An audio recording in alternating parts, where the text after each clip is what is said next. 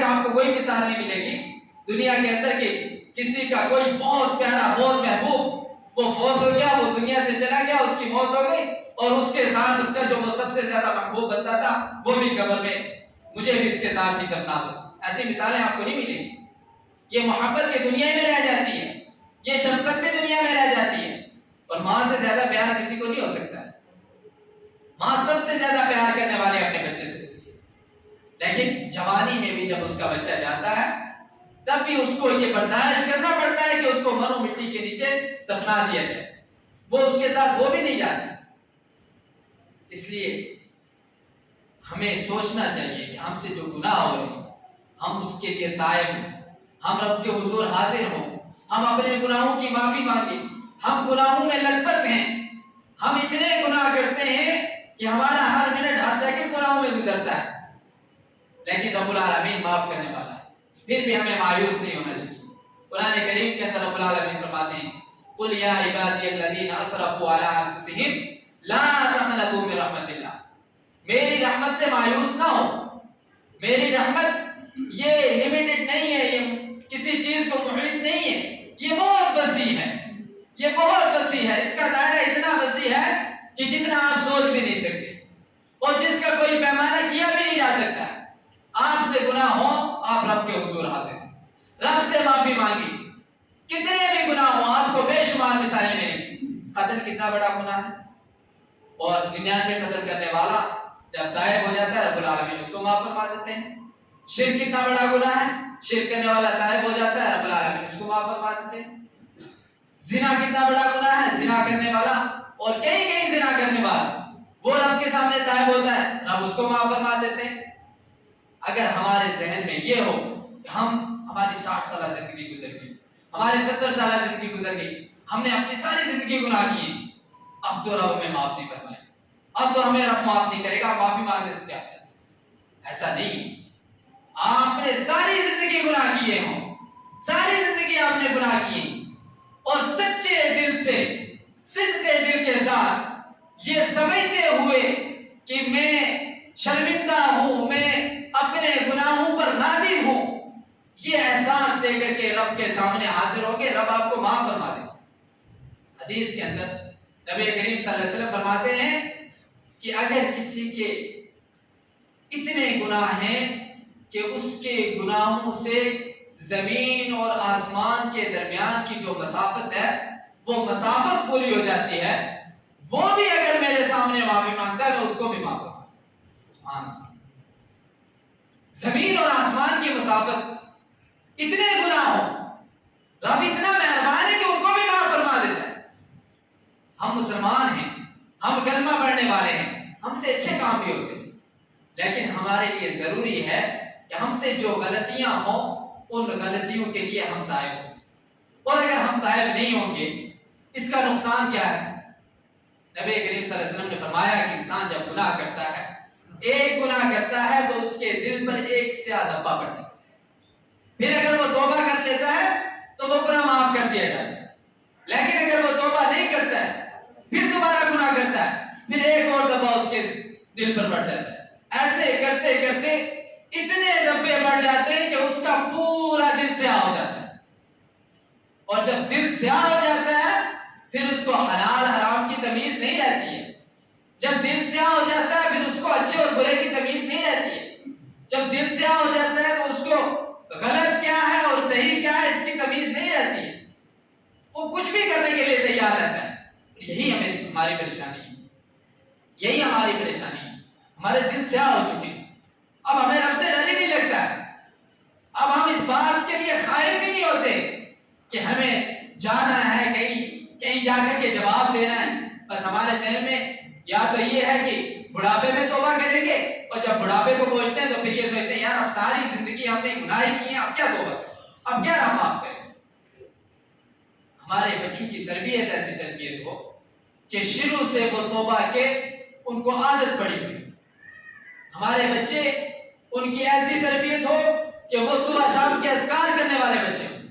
اور اگر صبح شام کا کوئی اذکار کر لے تو پھر اس کا دل سیاہ نہیں ہو سکتا ہے، پھر اس کے دل پر دھبے نہیں لگ سکتے ہیں. ان اذکار کے اندر کی توبہ و استغفار کے بے شمار کلمات موجود ہیں، اور توبہ بار بار کرنی چاہیے، بار بار توبہ کرنی چاہیے۔ ایک بار ہم سے گناہ ہوا، ہم رب کے سامنے حضور حاضر ہوئے کہ رب العالمین مجھ سے یہ گناہ ہو گیا ہے، میں اپنے گناہ پر نادم ہوں، میں اپنے گناہ پر شرمندہ ہوں، مجھے معاف فرما دے، میں دوبارہ یہ گناہ نہیں کروں۔ پھر انسان چلا جاتا ہے۔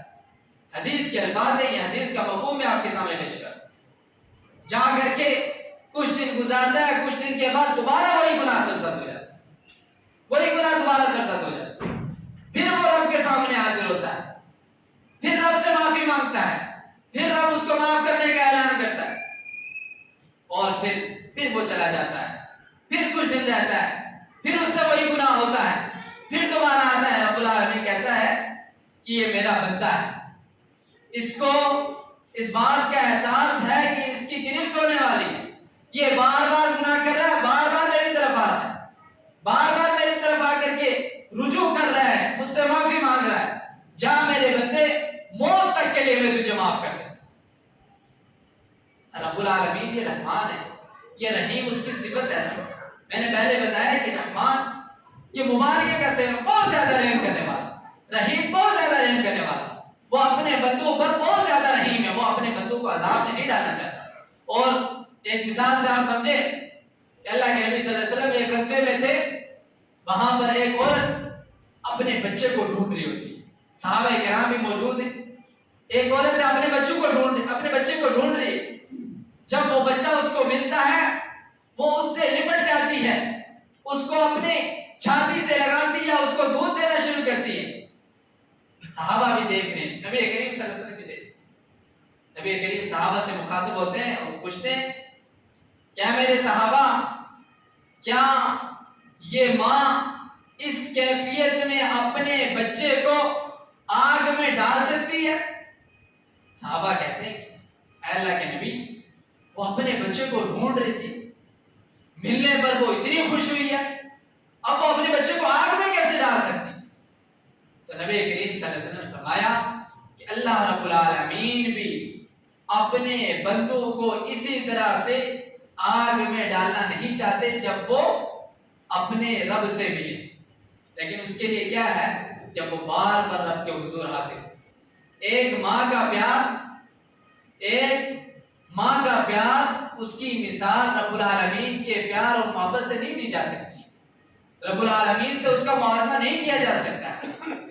اور رب العالمین نے جو اپنی رحمت دنیا کے اندر نازل فرمائی ہے وہ صرف 1% ہے، 99% اس نے اپنے پاس رکھی ہوئی ہے، صرف 1% ہے جو دنیا کے اندر اس نے نازل فرمائی ہے، اس کے باوجود اس کی رحمت کا یہ حال، وہ اتنا ہمارے اوپر رحیم، لیکن ہم اس کے جو تقاضے ہیں ان کو کتنا پورا کرتے ہیں، ہم اس کے جو بتلائے ہوئے احکامات ہیں ان کو کتنا پورا کرتے ہیں۔ ہم سے ایک چھوٹا سا کام توبہ کرنا، ہم سے وہ بھی نہیں ہوتا۔ اور ایک اور مثال میں آپ کے سامنے پیش کروں، صحابیہ رسول ہے، ان سے گناہ سرزد ہو جاتا ہے، نبی کریم صلی اللہ علیہ وسلم کے پاس حاضر ہوتی ہیں، کہتی ہیں کہ اللہ کے نبی صلی اللہ علیہ وسلم طاہرنی، مجھے پاک فرمائیں۔ نبی کریم صلی اللہ علیہ وسلم پوچھتے ہیں ہوا کیا ہے؟ کہتی ہے مجھ سے گناہ سرزد ہو گیا ہے، مجھ سے گناہ ہو گیا ہے، مجھے پاک کرے۔ نبی کریم صلی اللہ علیہ وسلم اس کو بھیج دیتے ہیں کہ جا، جب تیرا گناہ ظاہر ہو جائے گا تب میرے پاس آ۔ جب گناہ ظاہر ہو جاتا ہے، حمل ٹھہر جاتا ہے، وہ دوبارہ نبی کریم صلی اللہ علیہ وسلم کے پاس آتی ہے، آ کر کے دوبارہ بولتی ہے کہ اے اللہ کے نبی مجھے پاک کیجئے۔ نبی کریم کہتے ہیں کہ اب تو جا کر کے انتظار کر اپنے اس بچے کی ولادت میں، اس کا کیا قصور ہے کہ اگر میں تجھے پاک کروں گا تو اس کے عوض میں اس کی بھی جان جائے گی، اس کا کوئی قصور نہیں، اس لیے تو جا اور جا کر کے اس بچے کی ولادت کا انتظار کر۔ اس صحابیہ کے اندر، اس کے دل کے اندر رب العالمین کا خوف تھا، اس کے دل کے اندر رب العالمین کا ڈر تھا، اس کو اس بات کا احساس ہو چکا تھا کہ مجھے پیدا کرنے والا، مجھے رزق عطا کرنے والا، مجھے نعمتوں سے مالا مال کرنے والا مجھ سے ناراض ہو گیا ہے، مجھ سے ایسا گناہ ہو گیا ہے۔ تو اس کو رات کو نیند نہیں آیا کرتی تھی، وہ اپنے گناہ کو لے کر کے بہت پریشان تھے. جب بچے کی ولادت ہوتی ہے فوراً لے کر کے نبی کے حضور حاضر ہوتی ہے. پھر کہتی ہے کہ اللہ کے نبی طاہر نے مجھے پاک کر. نبی کریم صلی اللہ علیہ وسلم کہتے ہیں کہ ابھی جا اور جا کر کے اس بچے کو دودھ پلا، اس کا حق ہے کہ تو اس کو دودھ پلائے. وہ جاتی ہے، جا کر کے دودھ پلاتی ہے. اور نبی صلی اللہ علیہ وسلم کہتے ہیں کہ جب یہ روٹی کھانے لگا تو اس وقت لے کر کے میرے پاس آنا. اور اس کی تڑپ دیکھیں کہ 6 مہینے کے اندر اندر وہ اس بچے کو اس لائق کر دیتی ہے کہ وہ روٹی کھانے لگے. اور اس کے بعد لے کر کے نبی کریم صلی اللہ علیہ وسلم کے پاس حاضر ہوتی ہے. نبی کریم صلی اللہ علیہ وسلم جب دیکھتے ہیں کہ بچہ روٹی کھانے کے لائق ہو گیا اس وقت حکم دیتے ہیں کہ اس کو پاک کیا جائے. جب اس کو پاک کرنے کے لیے لے جایا جاتا ہے، جب سب پتھر مارتے ہیں تو اس میں خالد بن ولید وہ بھی ہوتے ہیں. وہ پتھر مارتے ہیں، اس صحابیہ کے ماتھے پر لگتا ہے، خون کی چھینٹیں اس خالد بن ولید کے کپڑوں پر پڑتی ہیں. خالد بن ولید ناراض ہوتے ہیں اور کہتے ہیں کہ ایک گناہگار زندگی میں گناہ کر کے گئی اور جاتے جاتے میرے کپڑوں کو بھی ناپاک کر دیا. جب نبی کریم صلی اللہ علیہ وسلم نے اس بات کو سنا تو آپ کو غصہ آیا، آپ ناراض ہوئے اور خالد بن ولید کو کہا کہ آپ نے بہت سخت بات کہہ دی ہے، آپ نے بہت سخت جملہ استعمال کیا ہے. آپ کو پتا ہے کہ اس نے کیسی توبہ کی ہے؟ اس نے ایسی توبہ کی ہے، حدیث کے اندر آتا ہے کہ مدینہ کے 70 گناہگاروں کی توبہ ایک طرف اور اس کی توبہ ایک طرف. اور وہ توبہ، وہ تڑپ، وہ صرف اس لیے تھی کہ رب کا ڈر، رب کا خوف ان کے دلوں کے اندر تھا. ہمارے دلوں کے اندر سے رب کا خوف نکل گیا. ہمارے دلوں کے اندر اب یہ رہا ہی نہیں، یہ احساس ہی نہیں ہے کہ ہمیں پیدا کرنے والا کون، ہمارا خالق کون، ہمارا مالک کون، ہمیں رزق دینے والا کون. ہم یہ سمجھتے ہیں کہ ہم کما رہے ہیں اور ہم ہی کھا رہے ہیں، یہ جو کچھ ہے یہ ہمارا ہی ہے. جس طرح سے ایک ڈاکٹر سے جب ہم دوائی لینے جاتے ہیں تو اس کے اوپر ہمیں پورا بھروسہ ہوتا ہے کہ فلاں ڈاکٹر اچھا ہے، اس کی دوائی یہ اچھی لگتی ہے بچوں کو یا ہم کو، تو اس سے ہم دوائی لیں. لیکن اس ڈاکٹر کے اوپر ہمیں یقین ہے، یہ نہیں پتا کہ شفا دینے والا کوئی اور. اس ڈاکٹر کی دوائی میں وہ تاثیر نہیں کہ شفا ہو جائے، شفا دینے والا کوئی اور ہے. لیکن ہمارے ذہنوں میں یہ بات ہے ہی نہیں. ہمارے ذہنوں سے اسلامی معاشرہ، ہمارا اسلامی معاشرہ ہے اور ہمارے اسلامی معاشرے سے یہ چیزیں نکل چکی. اس لیے ضرورت اس بات کی کہ سب سے پہلے ہم اپنے نفس کا محاسبہ کریں، اپنے آپ کو کھنگالیں، اپنے آپ کو دیکھیں کہ ہم سے کیسے کیسے گناہ ہو رہے ہیں. ہم تنہائی میں گناہ کرتے ہیں، ہم سوچتے ہیں کسی نے نہیں دیکھا. کیا ہمارے رب نے نہیں دیکھا؟ کیا ہمارے رب نے نہیں دیکھا کہ ہم یہ بھول گئے کہ ہمیں ایک ایسی جگہ جانا ہے جہاں ہمیشہ رہنا ہے، جہاں موت آنے والی نہیں ہے؟ کیا ہم نے اسی دنیا کو سب کچھ سمجھ لیا؟ یہ دنیا کچھ بھی نہیں ہے میرے بزرگوں اور بھائیوں، یہ دنیا کچھ بھی نہیں. اس دنیا کے اندر ہمیں 1 منٹ کی گارنٹی نہیں. اور میں یہ بات ہمیشہ کہتا ہوں، ہمیشہ میں یہ بات کہتا ہوں کہ اس دنیا پر بھروسہ مت رکھیں. سب سے زیادہ اگر کوئی دھوکہ دینے والی چیز ہے تو ہماری یہ زندگی، جو کہیں پر بھی کسی بھی وقت کسی بھی موڑ پر ہمیں دھوکہ دے سکتی ہے. ہم اس کے لیے اتنی محنت کرتے ہیں، اتنی کوشش کرتے ہیں، اپنا سب کچھ لگا دیتے ہیں، اپنا وقت، اپنا پیسہ، اپنی پوری طاقت قوت سب کچھ جھونک دیتے ہیں، لیکن پھر بھی اس کا ہمیں بھروسہ نہیں ہے کب ہمارا ایکسیڈنٹ ہو جائے، کب ہمیں ہارٹ اٹیک ہو جائے، کب ہمارے اوپر کوئی ایسی مصیبت آ جائے کہ ہمیں اس دنیا سے جانا پڑے. اس لیے اس دنیا کو سب کچھ نہ سمجھتے ہوئے اس کو سب کچھ سمجھیں کہ جہاں موت ہے ہی نہیں. جہاں موت، اگر ہمیں یہ 60 سالہ زندگی بہت لگتی ہے تو تصور کریں اپنے ذہنوں میں کہ ایک طرف 60 سالہ زندگی اور ایک طرف دائمی زندگی. دائمی ہے ہی نہیں، کوئی لمٹ ہی نہیں. اس کے لیے محنت کرنی چاہیے کہ اس کے لیے محنت کرنی چاہیے. کتنے ایسے ہیں ہم میں سے، ہر کوئی اپنے بارے میں سوچے، کتنے ایسے ہیں کہ ہم نے دنیا کے اوپر آخرت کو فوقیت دی. ہم نے نہیں دی دنیا کے اوپر، ہم نے دنیا کو فوقیت دی ہوئی ہے. ہم دنیا کے لیے سب کچھ کر رہے ہیں، ہم آخرت کو بھولے ہوئے ہیں، ہم آخرت کو بالکل بھول چکے ہیں۔ اس لیے ضرورت اس بات کی ہے کہ خود کو بھی سدھاریں اور اپنے بچوں کی ایسی تربیت کریں کہ وہ بچے جب بڑے ہوں تو ان کے ذہنوں میں، ان کے دلوں میں یہ بات ہو کہ یہ دنیا سب کچھ نہیں، یہ دنیا ختم ہونے والی ہے۔ وہ اسی طرح سے اپنی تیاری کرے جہاں پر کوئی ساتھ دینے والا نہیں ہوگا، بھائی بھائی سے جدا ہوگا، بھائی سمجھے گا کہ میرے جو گناہ ہیں یہ میں اپنے بھائی پر اگر ڈال دوں، میرا بھائی لے لے تو بہت اچھا ہو جائے، میں بچ جاؤں۔ دنیا میں سب محبت کرتے ہیں نا، دنیا میں بہت پیار، ہر طرح سے دوسرے کی مدد کرنا چاہتے ہیں، لیکن وہاں پر کوئی مدد کرنے والا نہیں ہوگا، بلکہ سب دشمن بنے ہوئے۔ اس لیے ہم سے گناہ ہوتے ہیں۔ نبی کریم صلی اللہ علیہ وسلم نے فرمایا کل بنی آدم خطاء، بنی آدم کے جتنے لوگ ہیں سب خطا کار ہیں، اور خطا کاروں میں سب سے بہترین خطا کار وہ ہے جو التوابون، توبہ کرنے والے۔ ہم نبی کریم صلی اللہ علیہ وسلم جو معصومانہ خطا تھی وہ دن کے اندر 70 بار توبہ کیا کرتے تھے۔ ہم کتنی توبہ کرتے ہیں؟ ہم تو فرض نماز کے لیے حاضر نہیں ہوتے، ہماری تو نمازیں چھوٹی رہتی ہیں، ہم تو صرف جمعے کے دن حاضر ہیں، اور پھر ہم رب سے یہ طلب رکھتے ہیں کہ ہمارے سارے معاملات حل ہو جائیں گے، پھر ہمارا یہ شکوہ ہوتا ہے کہ ہماری دعائیں قبول نہیں ہوتی۔ ارے ہم نے کیا کیا ہے کہ ہم رب کے سامنے دعا کریں اور ہماری دعا قبول ہو؟ پہلے اپنے گناہوں سے بخشش کریں نا، پہلے جو غلطیاں کی ہیں ان کا اعتراف کر کے اپنے رب کے سامنے جا کر کے اس کی معافی مانگیں، اس کے بعد مانگ کر کے دیکھیں رب عطا کیسے نہیں کرے۔ رب کا یہ حق ہے کہ وہ آپ کو عطا کرے، رب العالمین کا بندوں پر یہ حق ہے کہ جب بندہ اس کی عبادت کرے تو رب العالمین اس کو عطا کرے، لیکن ہم جب اس کی عبادت ہی نہیں کرتے، ہم اس کا حق ادا ہی نہیں کرتے ہیں، ہم اپنی منمانی کی زندگی گزارتے ہیں، ہمیں جو دل چاہتا ہے ہم اس طرح سے زندگی گزارتے ہیں، حلال و حرام کی تمیز ختم ہو چکی ہے، اور پھر یہ بھی شکوہ ہے کہ دعائیں قبول نہیں ہو رہی۔ رب العالمین سے ڈریں، اپنی زندگی کا اصل مقصد سمجھیں۔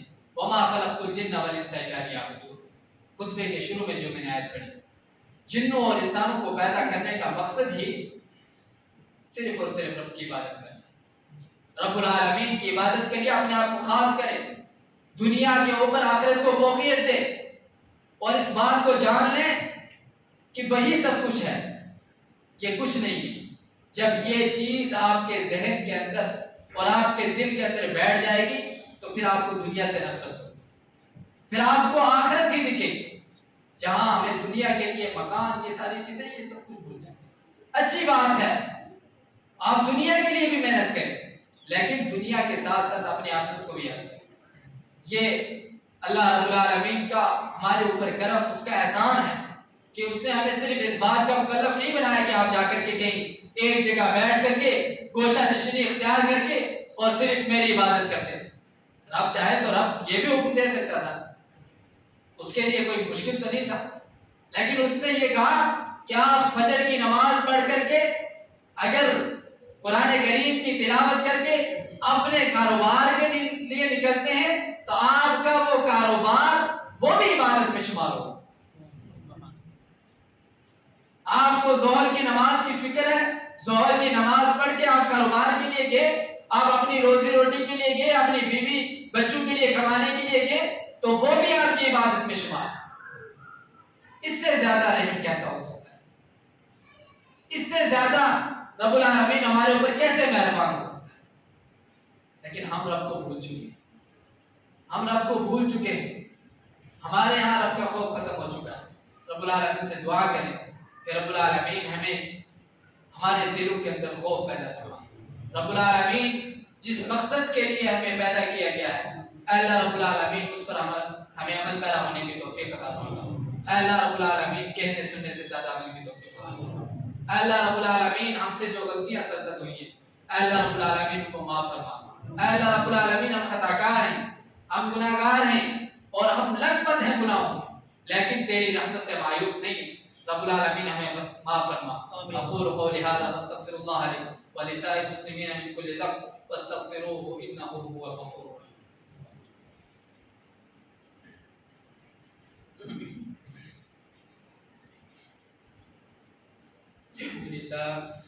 الحمد لله نحمده ونستعينه ونستغفره ونؤمن به ونتوكل عليه ونعوذ بالله من شرور أنفسنا ومن سيئات أعمالنا من يهده الله فلا مضل له ومن يضلله فلا هادي له وأشهد أن لا إله إلا الله وحده لا شريك له وأشهد أن محمدا عبده ورسوله. أما بعد فإن خير الحديث كتاب الله وخير الهدي هدي محمد صلى الله عليه وسلم وشر الأمور محدثاتها وكل محدثة بدعة وكل بدعة ضلالة وكل ضلالة في النار.